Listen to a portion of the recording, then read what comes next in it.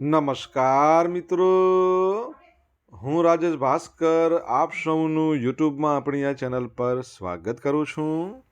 મિત્રો, આજે આપણે તારીખ 9 જાન્યુઆરી 2025ના કેટલાક મોસ્ટ ઇમ્પોર્ટન્ટ કરંટ અફેર અને અગાઉની પરીક્ષામાં પૂછાયેલા કેટલાક ઇમ્પોર્ટન્ટ પ્રશ્નો વિશે ડિટેલમાં ચર્ચા કરીશું, જે આપને આવનારી પરીક્ષા માટે ખૂબ જ ઉપયોગી સાબિત થશે. તો મિત્રો, આપ આ ચર્ચા સાથે જોડાઈ રહેજો અને વિડીયોને પહેલેથી લઈને છેલ્લે સુધી પૂરેપૂરો જોવાનો આગ્રહ રાખજો. તો ચલો મિત્રો, શરૂ કરીએ. શરૂઆત કરતાં પહેલાં જણાવી દઉં કે જો તમારે આપણી આ યુટ્યુબ ચેનલને સબસ્ક્રાઇબ કરવાનું હજી પણ બાકી હોય તો ચેનલને સબસ્ક્રાઇબ કરજો, નોટિફિકેશન બેલ આઇકોનને પ્રેસ કરીને, અને જો તમને વિડીયો પસંદ આવે તો વિડીયોને લાઈક કરજો અને તમારા જેટલા પણ મિત્રો છે બધા મિત્રો જોડે આ વિડીયોની લિંકને શેર કરજો. તો શરૂઆત કરીએ. સૌપ્રથમ જોઈશું અગાઉની પરીક્ષામાં પૂછાયેલા સામાન્ય વિજ્ઞાનના પ્રશ્નો, જેના જવાબો તમારે મને કમેન્ટ બોક્સમાં લખીને જણાવવાના છે. અને વિડીયોના લાસ્ટમાં જ્યારે હું તમને આ દરેક પ્રશ્નના જવાબ જણાવું ત્યારે તમારે ચેક કરવાનું છે કે તમે આપેલા પ્રશ્નોના જવાબમાંથી કેટલા પ્રશ્નોના જવાબ સાચા છે.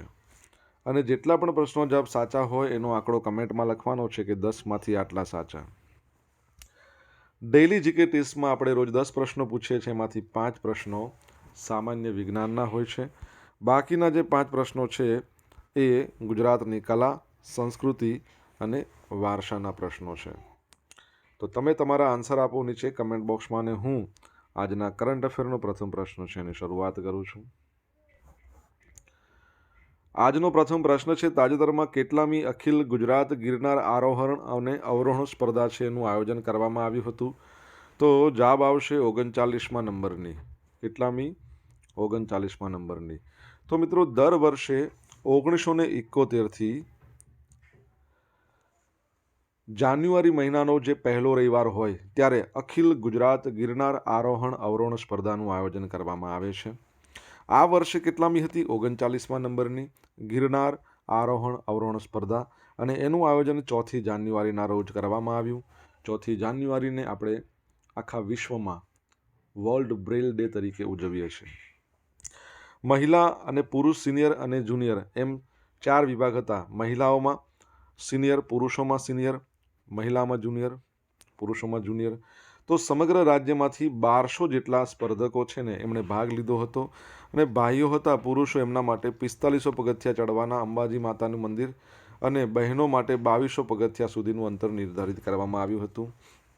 રાજ્યના રમતગમત, યુવક સેવા, સાંસ્કૃતિક વિભાગ દ્વારા મહિલા, પુરુષ, સિનિયર અને જુનિયર સ્પર્ધામાં જે ખેલાડી સૌથી ઓછા સમયમાં સ્પર્ધાને પૂર્ણ કરે તે તમામ પ્રથમ ક્રમે આવેલા સ્પર્ધકને રાજ્ય સરકાર દ્વારા 50,000 રૂપિયાનું રોકડ ઇનામ, પ્રમાણપત્ર અને પારિતોષિક આપીને સન્માનિત કરવામાં આવશે.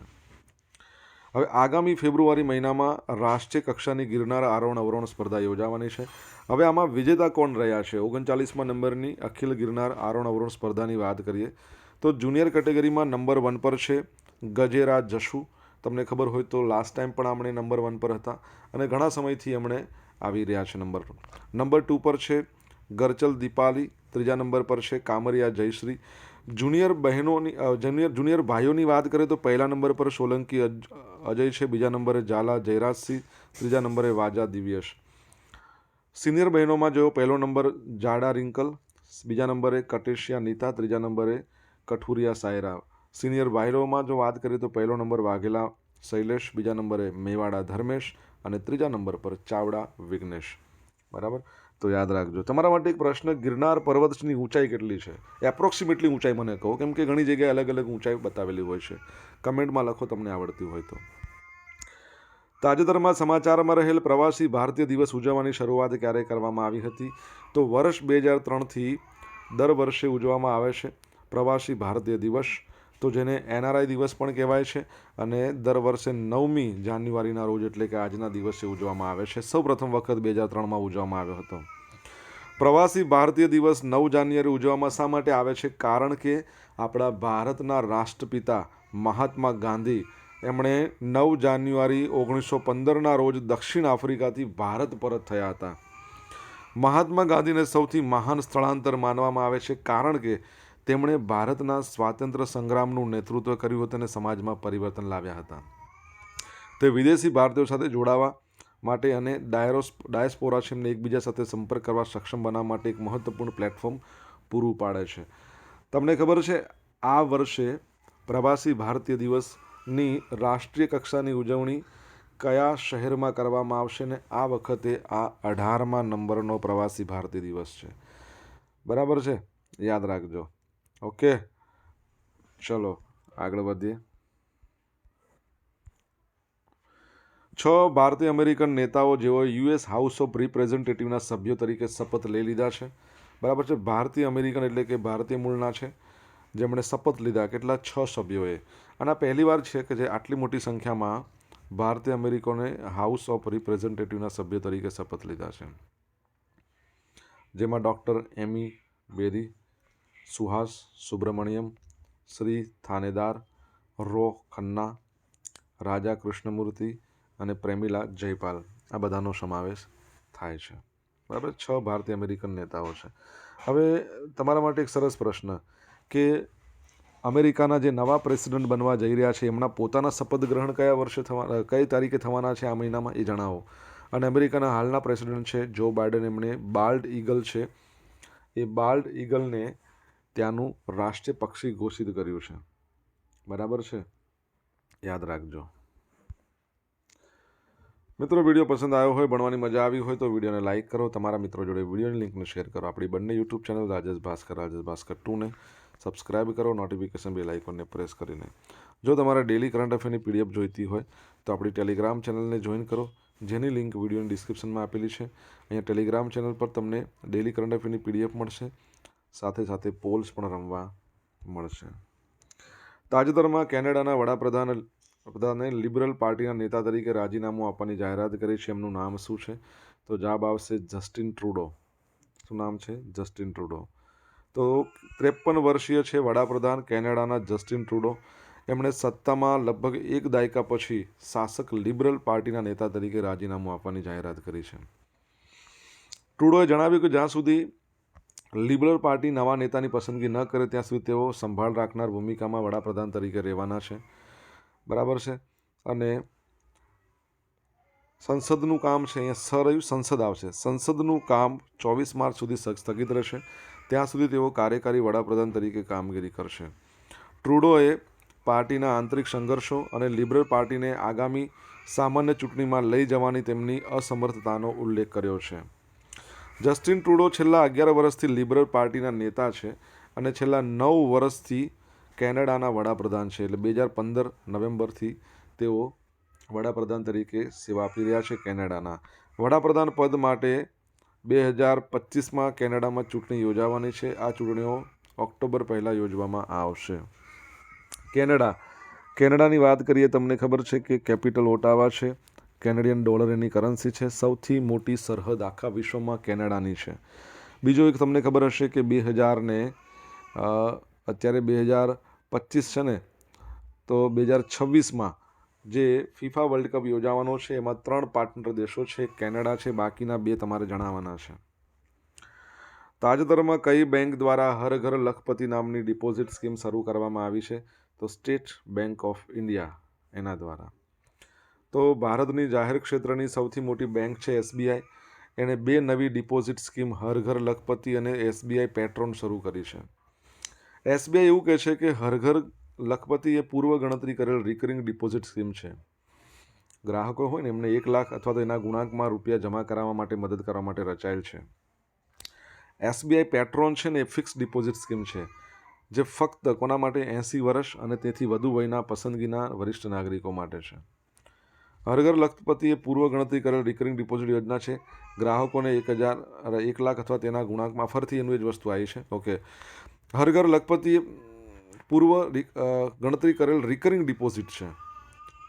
કેમ આવું થયું? 2 થી 3 વાર એકને એક વસ્તુ આવી છે, ભૂલ થઈ છે આ બધું આટલું. ઓકે, આ યોજના નાણાકીય લક્ષ્યોને હાંસલ કરવાનું સરળ બનાવે છે. ગ્રાહકોને અસરકારક રીતે આયોજન અને બચત કરવાની મંજૂરી આપે છે. રિકરિંગ ડિપોઝિટનો લઘુત્તમ કાર્યકાળ 12 મહિના અને મહત્તમ 120 મહિના એટલે 10 વર્ષ છે. 1 વર્ષથી લઈને 10 વર્ષ સુધી. અને જે આ જે પેટ્રોન છે એસબીઆઈ પેટ્રોન, એમાં જે જનરલી જે વ્યાજદર આપતા હોય એના કરતાં 10 બેસિસ વધારે વ્યાજ આપવામાં આવશે. સ્ટેટ બેંક ઓફ ઇન્ડિયાની આપણે વાત કરીએ તો SBI છે. એની સ્થાપના ક્યારે કરવામાં આવી? 1955માં. એનું જૂનું નામ ઇમ્પિરિયલ બેંક ઓફ ઇન્ડિયા. હાલમાં તેના ચેરપર્સન કોણ છે તમારે કહેવાનું છે. અને SBIનું હેડક્વાર્ટર આવેલું છે મુંબઈમાં, નરીમન પોઈન્ટ છે ત્યાં. બરાબર છે, આ યાદ રાખજો. ઈસરોના નવા અધ્યક્ષ તરીકે અને અવકાશ વિભાગના સચિવ તરીકે કોની નિમણૂક કરવામાં આવી છે? તો ડૉક્ટર V. નારાયણ. તો કેન્દ્ર સરકારે શું કર્યું? લિક્વિડ પ્રોપલ્સન સિસ્ટમ સેન્ટર LPSC જે આવેલું છે તિરુવનંતપુરમ, એના જે ડિરેક્ટર છે ડૉક્ટર V. નારાયણ, એને ઈસરો એટલે કે ઇન્ડિયન સ્પેસ રિસર્ચ ઓર્ગેનાઇઝેશનના નવા અધ્યક્ષ તરીકે અને ભારતના અવકાશ વિભાગના સચિવ તરીકે નિયુક્ત કર્યા છે. કેબિનેટની નિમણૂક સમિતિના આદેશ અનુસાર ડૉક્ટર નારાયણ 14 જાન્યુઆરીએ ઈસરોના વર્તમાન વડા ડૉક્ટર S. સોમનાથનું સ્થાન લેશે. 14 જાન્યુઆરીની વાત કરીએ એટલે તમને ખબર છે આપણે ઉત્તરાયણ મનાવીએ છીએ. ડૉક્ટર નારાયણને 1984માં સ્પેસ એજન્સીમાં એમની કારકિર્દીની શરૂઆત કરી હતી અને વર્કહોર્સ PSLV અને દેશની સૌથી ભારે લોન્ચિંગ વ્હીકલ માર્ક 3 સહિતના આજના પ્રક્ષેપણ વાહનોમાં વપરાતી મુખ્ય તકનીકો વિકસાવવા તરફ કામ કર્યું હતું. અવકાશ યાત્રીઓને અવકાશમાં લઈ જવા માટે આગામી ગગનયાન મિશન સંશોધિત LVM-3 રોકેટનો ઉપયોગ કરવામાં આવશે. ઈસરોની વાત કરીએ, ઇન્ડિયન સ્પેસ રિસર્ચ ઓર્ગેનાઇઝેશન, એની સ્થાપના 15 ઓગસ્ટ 1969, હેડક્વાર્ટર બેંગલુરુ, અને અત્યારે હાલમાં ડૉક્ટર S. સોમનાથ છે, પરંતુ એમનું સ્થાન લેશે ડૉક્ટર V. નારાયણન. તમને ખબર હોય તો ઈસરોએ રિસન્ટલી પ્રોબા 3 નામના ઉપગ્રહને લોન્ચ કર્યો હતો. એ કોનું મિશન હતું? કઈ સ્પેસ એજન્સીનું? તમારે જણાવવાનું છે કમેન્ટ બોક્સમાં લખીને. સોશિયલ મીડિયાના માધ્યમથી તમે મારી જોડે કનેક્ટ કરી શકો છો. મારું ઇન્સ્ટા ID છે rajesh.i.bhaskar, મારું ફેસબુક ID છે RI ભાસ્કર, અને મારી ટેલિગ્રામ ચેનલ છે એ કઈ છે? રાજેશ ભાસ્કર, જ્યાં તમને ડેલી કરંટ અફેરની PDF મળશે અને સાથે પોલ્સ રમવા મળશે. જો તમને ભણવાની મજા આવી હોય તો વિડીયોને લાઇક કરો, તમારા મિત્રો જોડે વિડીયોની લિંકને શેર કરો, ચેનલ સબસ્ક્રાઈબ કરવાનું બાકી હોય તો સબસ્ક્રાઈબ કરો, નોટિફિકેશન બેલ આઇકોનને પ્રેસ કરીને. તાજેતરમાં કોણે નવી દિલ્હીમાં નવનિર્મિત working woman hospital, sorry not hospital, it's hostel, તો જે વર્કિંગ વુમન હોય છે, નોકરી જતી જે મહિલાઓ છે એમના માટે વુમન હોસ્ટેલ, જેનું નામ આપ્યું છે સુષ્મા ભવન, એનું વર્ચ્યુઅલ ઉદ્ઘાટન કર્યું. તો કોણે કર્યું છે? તો આપણા કેન્દ્રીય ગૃહ અને સહકાર મંત્રી છે અમિત શાહ. એમને તમે અહીંયા જોઈ શકો છો, એમણે ઉદ્ઘાટન કરતા દેખાઈ રહ્યા છે. તો તાજેતરમાં કેન્દ્રીય ગૃહ અને સહકારિતા મંત્રી શ્રી અમિત શાહે નવી દિલ્હી મ્યુનિસિપલ કાઉન્સિલ દ્વારા વિકસાવવામાં આવેલ નવનિર્મિત working womens hostel block Sushma ભવનનું ઉદ્ઘાટન કર્યું. સુષ્મા ભવનના નિર્માણ દ્વારા આશરે 500 કાર્યકારી મહિલાઓને સલામત રહેવાની સુવિધા પ્રદાન કરી રહી છે. આ ઉપરાંત તેમણે નવી દિલ્હીમાં મોતી બાગમાં અત્યાધુનિક પશુ ચિકિત્સા હોસ્પિટલનું પણ વર્ચ્યુઅલ ઉદ્ઘાટન કર્યું. સાથે જ અમિત શાહે ઘણા શહેરોમાં ઇન્ટિગ્રેટેડ કમાન્ડ એન્ડ કંટ્રોલ સેન્ટરની સ્થાપના કરીને આ કેન્દ્રો સાથે વિસ્તૃત CCTV નેટવર્ક જોડી શહેરી સુરક્ષામાં મોદી સરકારની નોંધપાત્ર પ્રગતિ છે એના પર પ્રકાશ પાડ્યો છે. તમને ખબર હોય તો ગઈકાલે આપણે ભણ્યા હતા કે CBI દ્વારા બનાવવામાં આવેલ એક પોર્ટલ છે જેને લોન્ચ કરવામાં આવ્યું હતું કેન્દ્રીય ગૃહ અને સહકાર મંત્રી અમિત શાહ દ્વારા. શું તમને ખબર છે હું કયા પોર્ટલની વાત કરી રહ્યો છું? જો ખબર હોય તો તમે કમેન્ટ બોક્સમાં લખીને જણાવી શકો છો. UTT અલ્ટિમેટ ટેબલ ટેનિસ 86 એટલે કે 86મા નંબરની inter state junior youth national level table tennis છે એનો આરંભ થઈ ગયો છે. કઈ જગ્યાએ? વડોદરા શહેરમાં સમા ઇન્ડોર સ્ટેડિયમ ખાતે UTT 86 ઇન્ટર સ્ટેટ જુનિયર અને યુથ નેશનલ ટેબલ ટેનિસ ચેમ્પિયનશિપનો આરંભ થયો. હવે આ જે ચેમ્પિયનશિપ છે ટેબલ ટેનિસ એસોસિએશન ઓફ બરોડાના ઉપક્રમે રમાઈ રહેલી છે અને 31 રાજ્યોમાંથી ખેલાડીઓ બધા આવશે. ગયા વર્ષની વાત કરીએ તો અંડર-19 ગર્લ્સ ટીમે ટીમ ચેમ્પિયનશિપમાં બ્રોન્ઝ મેડલ જીતીને ઇતિહાસ રચ્યો હતો. ચેમ્પિયનશિપમાં અંડર-19 મેચો માટે DHS બોલ ચાઇના દ્વારા બનાવવામાં આવે છે. બહુ ઉચ્ચ ક્વોલિટીનો બોલ હોય છે. સાથે સાથે સ્ટીગા ટેબલ એ પણ બહુ ઉચ્ચ ક્વોલિટીનું હોય છે. તો આવા ઉચ્ચ ક્વોલિટીના સાધનોનો ઉપયોગ કરવામાં આવશે જે ટોચના સ્તરના રમવાનો અનુભવ છે ને સુનિશ્ચિત કરશે. વડોદરાની વાત કરીએ, તમને ખબર છે કે ટાટા અને એરબસ છે ને એ ભારતની અંદર વડોદરામાં C295 નામનું એરક્રાફ્ટ બનાવશે અને એ વખતે એનું જ્યારે ઉદ્ઘાટન કરવામાં આવ્યું હતું ત્યારે આપણા વડાપ્રધાન અને સ્પેનના વડાપ્રધાન આવ્યા હતા. બરાબર છે, પેડ્રો સાચેઝ. અને તમારા માટે પ્રશ્ન કે આપણા ભારતના વડાપ્રધાન અને સ્પેનના વડાપ્રધાનનું ચિત્ર એક દિવ્યાંગ દીકરી છે એણે દોરેલું, એ દીકરીનું નામ તમારે કહેવાનું છે. જો તમને ખબર હોય તો કમેન્ટમાં લખીને જણાવો. હવે મિત્રો જોઈશું અગાઉની પરીક્ષામાં પૂછાયેલા સામાન્ય વિજ્ઞાનના પ્રશ્નો. પહેલો પ્રશ્ન, હવામાં કયા વાયુનું પ્રમાણ સૌથી વધારે હોય છે? તો નાઇટ્રોજનનું. કેટલું? 78%. એક્રોફોબિયા કઈ બાબતનો અંગેનો ડર છે? ઊંચાઈથી ડર લાગે ને એક્રોફોબિયા કહેવાય.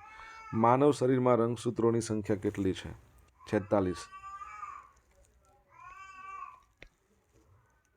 23 જોડ કહી શકો. વિદ્યુત પ્રવાહ માપવા માટે નીચેના પૈકી કયા યંત્રનો ઉપયોગ થાય છે? એમીટરનો ઉપયોગ વિદ્યુત પ્રવાહ માપવા. પ્રકાશ શામાંથી પસાર થાય છે ત્યારે સંપૂર્ણ આંતરિક પ્રતિબિંબ શક્ય બને છે? હીરામાંથી કાચમાં જાય ને ત્યારે. હવે જોઈશું અગાઉની પરીક્ષામાં પૂછાયેલા ગુજરાતની કલા સંસ્કૃતિ વારસાના પ્રશ્નો. પહેલો પ્રશ્ન, ગરીબોના રઘુરામ રાજન તરીકે કોણ ઓળખાય છે?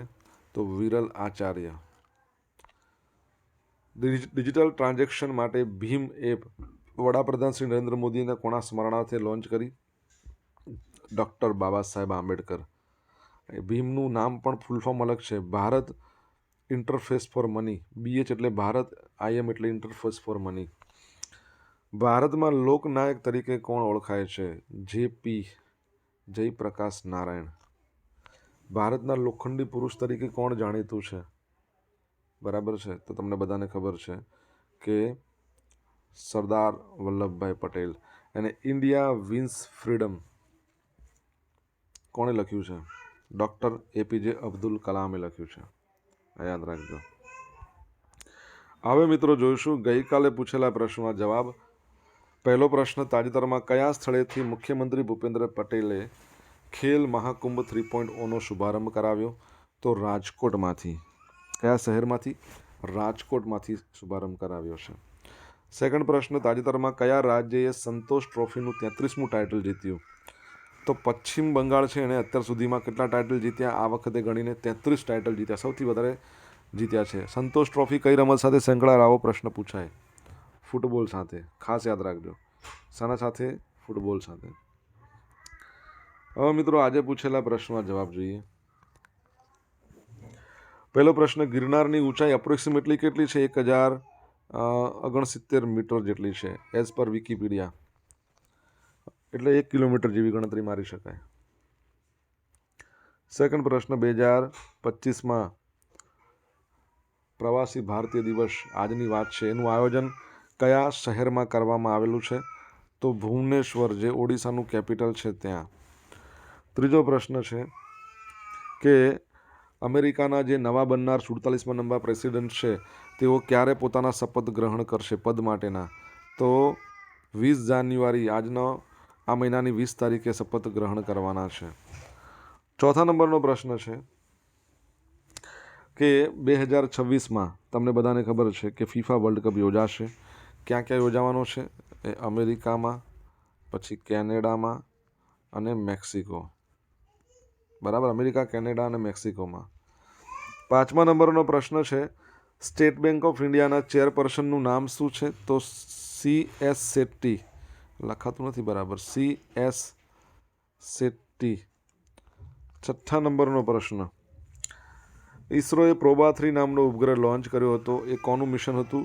તો યુરોપિયન સ્પેસ એજન્સીનું મિશન હતું. ખાસ યાદ રાખજો.